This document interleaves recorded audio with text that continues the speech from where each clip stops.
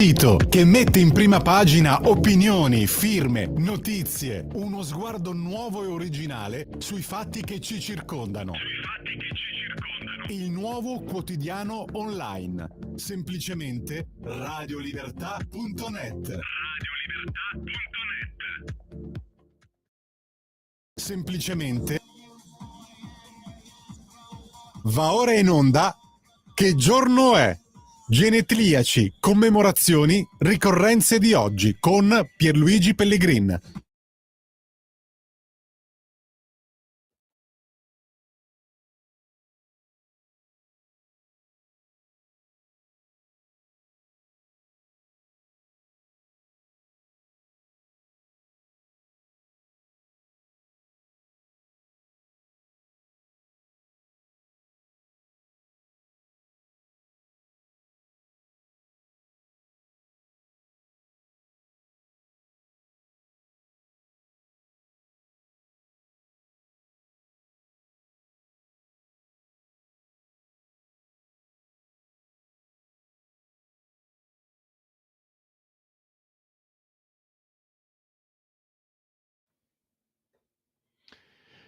Genetriaci, ricorrenze e commemorazioni del quinto giorno di Frutti d'Oro, mese del calendario repubblicano. Per tutti è un giovedì Zoibe, anno domini 2024 o 2024 che dir si voglia.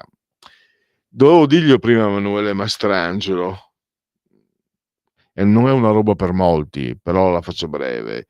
Lui citava sull'assurdità della woke culture, diceva come se un operaio, il minatore, no? Si parlava dei minatori gallesi, che viene rivisitata il museo, viene rivisitato il museo dei minatori gallesi perché sono bianchi e quindi trasmette un'idea sbagliata secondo questi pazzi. E lui citava come se questo minatore vedesse due bellissime, ha usato un altro termine, Emanuele, due bellissime ragazze, e dicesse scusate se... Mi è venuto in mente, mentre lo citava, è una roba per pochi, pochissimi, ma qualcuno di voi secondo me, tanti anni fa, uno dei più grandi autori di fumetti, in Francia è celeberrimo, è un'autorità, Milo Manara. E quel fumettaro, quel disegnatore meraviglioso che poi si caratterizza per le figure femminili molto spesso succinte ma molto belle. E aveva fatto un calendario bellissimo secondo me, e c'era un mese dove lui disegnava avete presente, se mai è capitato, i lavoratori, quelli che lavorano per strada, quando ci sono i tombini, sono dentro i tombini, eccetera. E c'è il lavoratore del tombino che viene fuori a metà col gomito appoggiato sull'asfalto praticamente, e vede due ragazze di spalle disegnate come solo Manara sa disegnarle. E c'è scritta sopra: non nominare il nome di Dio in vano. Vabbè, è una roba questa da Pellegrin, non è, posso capire, insomma.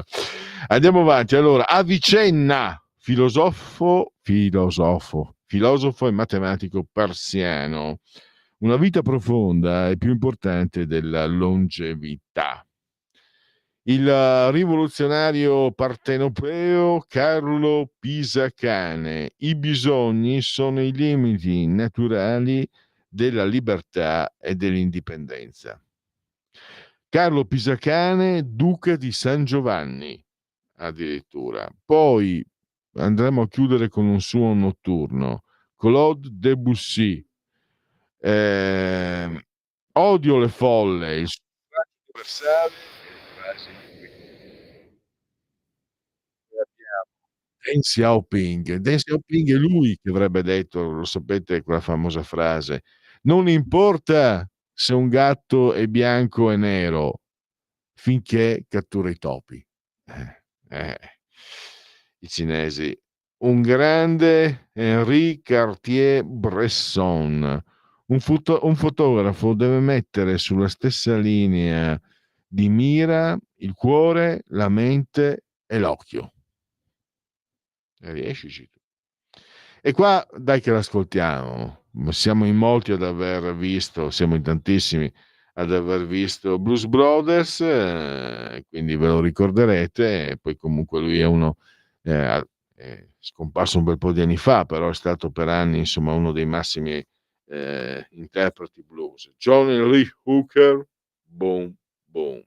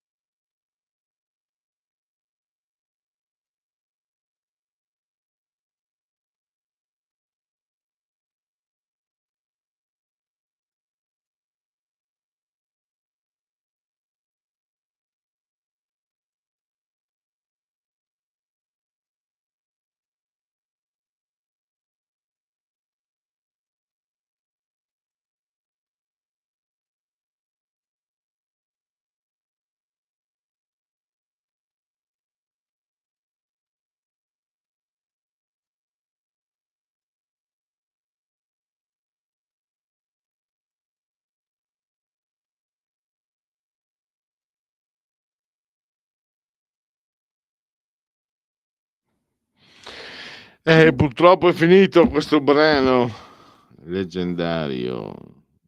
La prima volta che l'ho sentito era guardando i Blues Brothers, e noi andiamo avanti. Uno scrittore Fahrenheit 451, ma non solo, Ray Bradbury. Un libro è una pistola carica, ha detto. Dipende da come lo scrivi, dipende dal libro, però può essere. Croata è bellissima, Silva Koshina. Per ricordarvela dovete avere una certa età, molto anche giovane, 61 anni. Vedete come cambia, ogni tanto la ritiro fuori. Ehm, è morta a 61 anni Silva Koshina, nel '94, cioè 30 anni fa esatti. Ehm, oggi uno che muore a 61 anni è praticamente un ragazzo.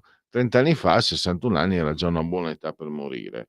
Vedremo, vedremo perché potrebbe succedere. Va bene, vi farò sapere. Poi abbiamo Paolo Fraiese, fascinoso giornalista di Rai 1, bravo. Mhmm, su questo uno che davvero i tempi giusti, l'aplomb, poi era diventato una sorta di maestro per seguire il Palio di Siena, nonostante lui fosse credo romano. Fece un po' scalpore, perché lui sposò, una svedese, una donna svedese che si chiamava, ehm, non me lo ricordo. So che non si capiva all'epoca, non si capiva se lei lo avesse fatto durante il loro rapporto di matrimonio o successivamente. Insomma, fatto sta che lei diventa una pornostar, ma di quelle pornostar anche con le bestie, anche con gli animali, quindi non mezze misure, no, lei usava il come nome d'arte perché chiaramente era un nome, famoso, quello di Paolo Fraiese, che è morto nel 2000 invece. E quindi poi ci fu una causa legale, quindi quando loro erano ormai già divorziati, ma credo l'avesse intrapresa questa attività dopo il matrimonio, e allora divenne Marina Lothar. Mi ricordo che c'era, ehm, come faccio a saperlo? Saranno fatti miei, no, Marina e le sue bestie.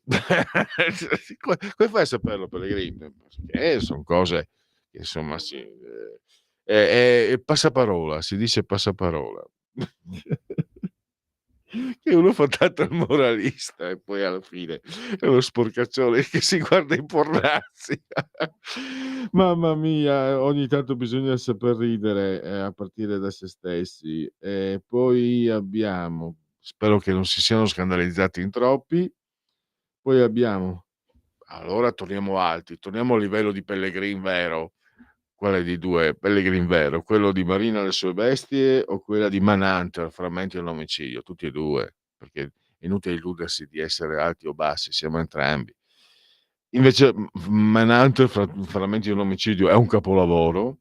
Il Mereghetti gli dava 4 palline addirittura e lo considera un grande film. Vi dicevo, è un film, ti avevo fatto mettere perché c'era, ehm il regista mi sembra, ti avevo fatto mettere Inagada Davida. Qui invece abbiamo Dante Spinotti, che è il fotografo, che non so come mai non ha mai vinto. Ha avuto, 2 nomination, 0 Oscar, una cosa, è un film del 1986, ehm, appare lì per la prima volta Hannibal the Cannibal con un altro attore che non è il grande Anthony Hopkins, ma un attore altrettanto, non altret forse un po' meno, ma Anthony Hopkins forse è tra il massimo che c'è, e l'attore che interpretava Hannibal the Cannibal nell'86 viene subito dopo, insomma è sempre inglese, è sempre con problemi di alcolismo, dicono le cronache, come tutti gli attori inglesi. Però è un gigante fantastico. Mhmm,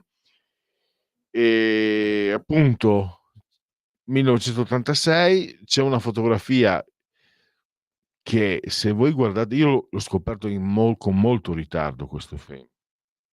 Tra l'altro il protagonista, Pedersen, è il protagonista poi della prima serie di CSI Los Angeles, no, CSI Las Vegas, che in CSI Las Vegas è un po' ingrassatello, mentre nell'86 è magro. Ehm, Comunque è sempre bravo, quindi un signor attore. Quello che comunque sorprende, e poi mi ha fatto piacere vedere che la mia impressione era corretta, perché poi Paolo Mereghetti, forse il massimo, critico cinematografico che ci sia, aveva proprio, sottolineato la fotografia di Dante Spinotti. E tutte le cose, perché è un film del 1986 che io ho scoperto tanti anni dopo, quindi tipo anni 2000 pieni, ehm, sembra un film, del 2010, del 2020, per per il tipo di è una luce molto fredda, è una luce che poi evidentemente è stata copiata poi, no, perché colpiva moltissimo. Comunque il film è bellissimo. È davvero un bellissimo film, proprio è un film dove, secondo Mereghetti, non vorrei ricordar male, pari se non superiore al Silenzio degli innocenti. Quindi, ehm, secondo Pierluigi Pellegrin uguale. Come, cioè sono uguale, la penso come Mereghetti. Allora, andiamo avanti. In che giorno è? Oh, e parliamo di bellezza muliebre, Rosa Fumetto. Lei è, di Torino, è ancora viva. Si chiama Patrizia Novarini, il suo nome d'arte era Rosa Fumetto ed era la vedette del Crazy Horse. Stiamo parlando degli anni '80, quindi una spogliarellista. Cosa vi devo dire? Mhmm, che non se ne può più parlare perché evidentemente se sei, diciamo, intriso di pensieri concupiscenti nei confronti di quella roba lì, coi tempi che corrono sei un maschilista, sei un esponente della società patriarcale. Ehm, io ormai me ne frego altamente della mia età, nelle mie condizioni, chi se ne impippa, però non mi dispiace di aver fatto parte della società patriarcale per tanti anni. Ebbene sì, ehm, eterosessualità normale e quindi come tutte le normali eterosessualità molto attratto anche dalla bellezza muliebre in tutte le sue particolarità, anche anatomiche. E Rosa e Fumetto era davvero molto, molto, molto bella. E uno della scuola di Pietro Mennea, arrivò quarto alle Olimpiadi, credo dell'84, come quest'anno. Stefano Tilli è stato perché c'erano praticamente Pavoni e Tilli, sembravano dei figli di Mennea quasi, anche se poi avevano qualche anno in meno, ma pochi anni in meno, quindi fratelli forse. Poi, Tori Amos, cantautrice, piuttosto famosa soprattutto negli anni '90, di quelle impegnate si dice. E poi un grande tennista, Mats Wilander. Non sono Borg 2, sono Wilander 1, ho detto a un certo punto, perché lui esplode giovanissimo nell'81 a 17 anni, credo arriva alla finale del Roland Garros, non lo vince però mi sembra, però in compenso vince 7 Open, 3 Australia Open, 3 Roland Garros e un USA Open nel 1988. E questa la racconto perché è tutto sommato il succo narrativo di Che giorno è. 1988, USA Open. Il numero 1 lo odiavo in una maniera come fosse un fatto personale, come Ivan Lendl, fortissimo, fortissimo. I suoi lungolinea i suoi rovesci lungolinea erano proprio lungolinea, da pam, linea, pam, linea, pam, linea. Però era odioso, antipatica, antipatica, antipatica, antipatica. E se, vince questa finale contro Wilander nell'88, batte il record di permanenza al primo posto nella classifica, quella VT qualcosa, Ciapido. E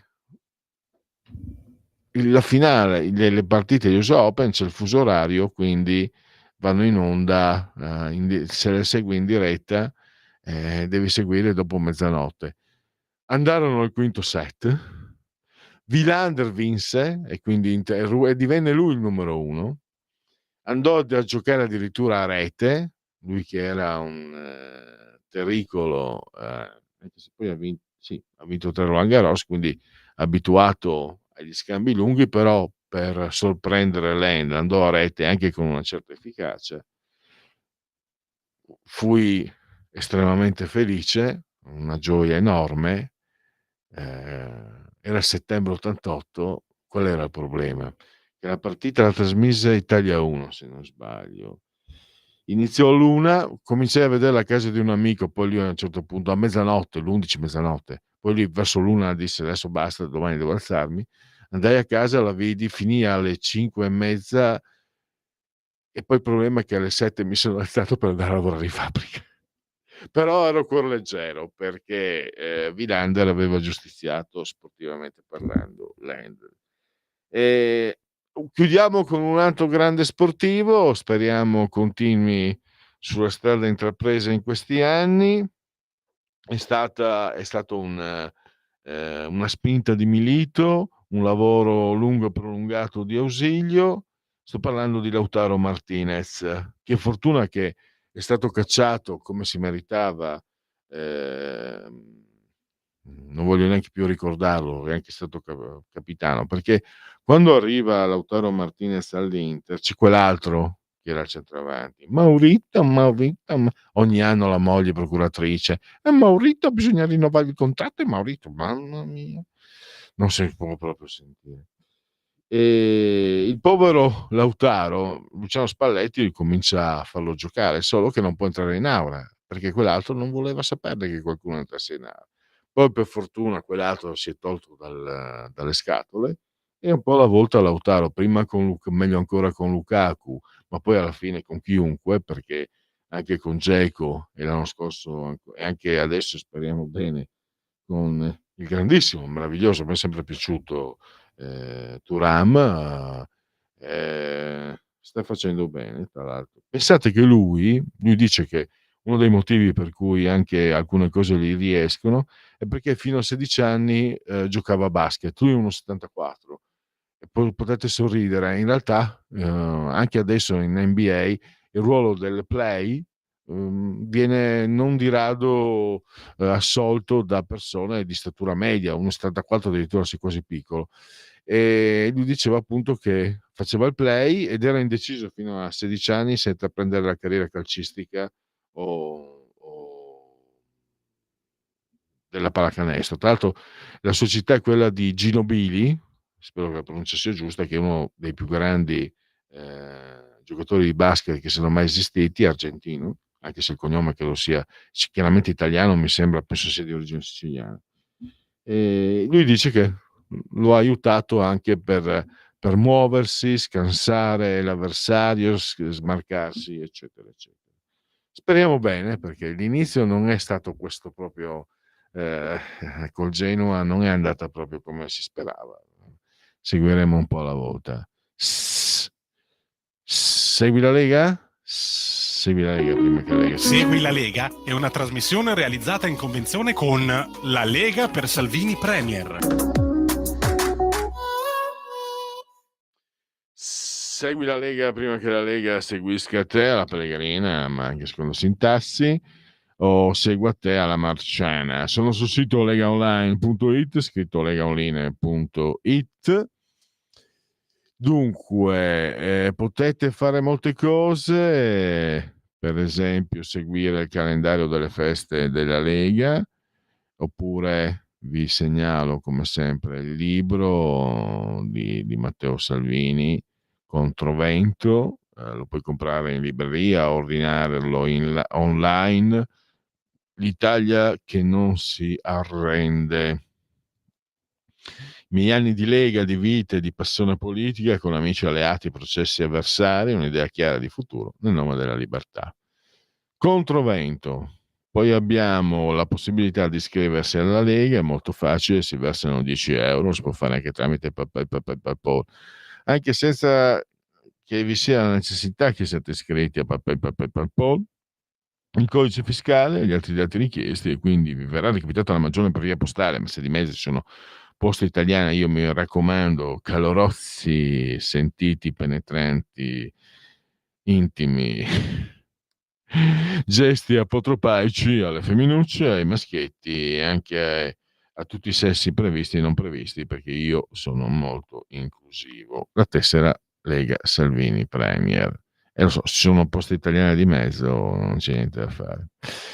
Andiamo avanti, e lo dico per esperienza personale condivisa, quindi a livello empirico, se per quello che vale, in realtà vale, perché comunque è una specie di sondaggio, purtroppo poste italiane sono una frana, sono un disastro. Il tuo sostegno vale il 2 per 1000. Il gesto di autodeterminazione civica sono soldi nostri, lo Stato vorrebbe tenerseli per sé, noi però possiamo dirgli perlomeno in che indirizzo spenderli. In questo caso questo è un redazionale della Lega, quindi noi vi diamo l'indirizzo Lega, cioè vi diamo il D43 nel 2 per 1000. D di Domodossola, 4 il voto in matematica, 3 il numero perfetto. D43. E poi infine andiamo a scoprire gli eroi, giusto? Gli eroi della Lega, i suoi politici, vediamo le loro apparizioni radio-televisive. Questa sera a 4 di sera, Rete 4, il presidente dei parlamentari, dei senatori leghisti a Palazzo Madama, Massimiliano Romeo, per anni, voce storica di Radio Padania, Domani alle 8.05 ora antelucana per chi vi parla, all'alba praticamente Rai 3 Agorà con Rossano Sasso, poi lunedì invece alle 17.15 con Alberto Bagnai all'Economia Sky TG24, martedì 27 agosto sempre un'ora antelucana per chi vi parla Nicola Ottaviani, Coffee Break alla 7. Sempre alla stessa ora, ma giovedì 29 agosto Stefano Candiani, stessa ora, stesso programma, Coffee Break alla 7.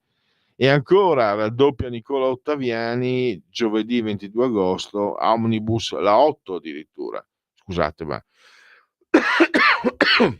no, qua ho sbagliato, 22 oggi, quindi come non detto. Ci fermiamo con Stefano Candiani che abbiamo sentito anche noi ieri.